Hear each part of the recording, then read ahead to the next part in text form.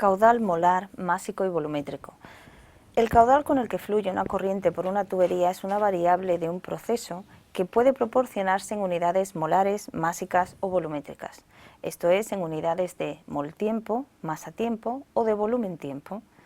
El fluido que circula por una tubería puede ser líquido o gaseoso. Esta distinción será muy importante cuando esté involucrado el caudal volumétrico en el cálculo, como se verá a continuación. Para muchos problemas de ingeniería química se necesitará convertir el valor de caudal proporcionado en otras unidades, molares, másicas o volumétricas. Veamos unos ejemplos. Ejemplo 1. Supongamos que por la tubería circulan 100 moles por segundo de agua líquida. Se debe pasar este valor de caudal molar a másico medido en gramos por segundo y a volumétrico medido en litros por segundo. Para pasar a caudal másico se hará uso de la masa molar del agua, multiplicando el caudal molar 100 moles por segundo por la masa molar, 18 gramos mol. Se obtiene directamente el caudal másico. El hecho de arrastrar las unidades de cada valor numérico es una forma de autocomprobación del resultado en las unidades deseadas. De ahí la importancia de adoptar la costumbre de hacerlo. Para pasar ahora de caudal molar a volumétrico se debe tener en cuenta la fase. En este primer ejemplo, el fluido es agua líquida. En estos casos se hará uso de la densidad del fluido. El valor de la densidad de un líquido varía un poco con la temperatura, pero en muchas ocasiones de la ingeniería química se toma un valor promedio de la densidad y se asume como constante e independiente de la temperatura. Si el cálculo debiera ser muy preciso, habría que escoger el valor de la densidad a la temperatura correspondiente y con el mayor número de cifras significativas proporcionadas en la bibliografía.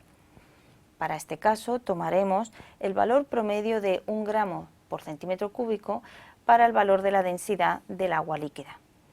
Haciendo el cálculo como antes, es decir, arrastrando las unidades y utilizando además factores de conversión adecuados, llegamos a calcular que 100 moles por segundo equivalen a 1,8 litros por segundo de agua líquida. Pasamos ahora al ejemplo número 2. Supongamos que por una tubería fluye una corriente de 150 kilogramos por segundo de nitrógeno gaseoso. Hay que expresar este caudal en kilomol minuto y en litros por segundo.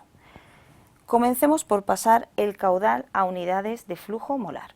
Para ello se hace uso, como antes, de la masa molar, 28 gramos mol o también kilogramos kilomol para el nitrógeno gas. Finalmente, operando como se muestra, se obtiene un caudal molar de 321 kilomol minuto. Ahora calcularemos el caudal volumétrico. Al igual que antes, debe tenerse en cuenta la fase en la que fluye la corriente. En este segundo ejemplo, el fluido es nitrógeno gaseoso. Para estos flujos gaseosos se hará uso de la ecuación de estado del gas. Hay varias ecuaciones de estado para gases, pero en muchas ocasiones de la ingeniería química se toma como aceptable la ecuación de estado del gas ideal.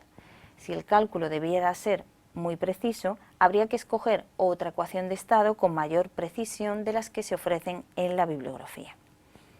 La ecuación de estado del gas ideal es P por V igual a NR por T.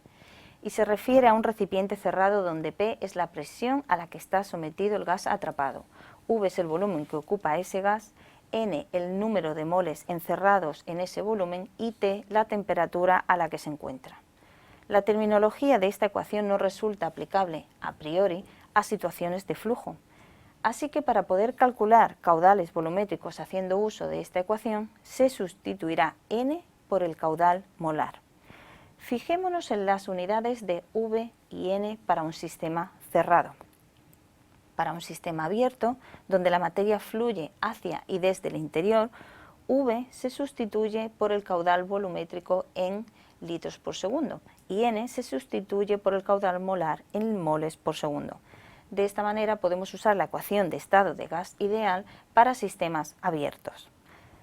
Al querer hacer uso de esta ecuación, nos damos cuenta de que se necesita conocer de antemano el valor de la presión y de la temperatura y así calcular el caudal volumétrico.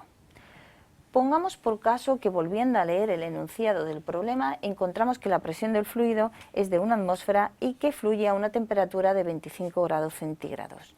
Así, el caudal volumétrico resultante al aplicar la ecuación anterior será de 1,31 por 10 elevado a la 5 litros por segundo.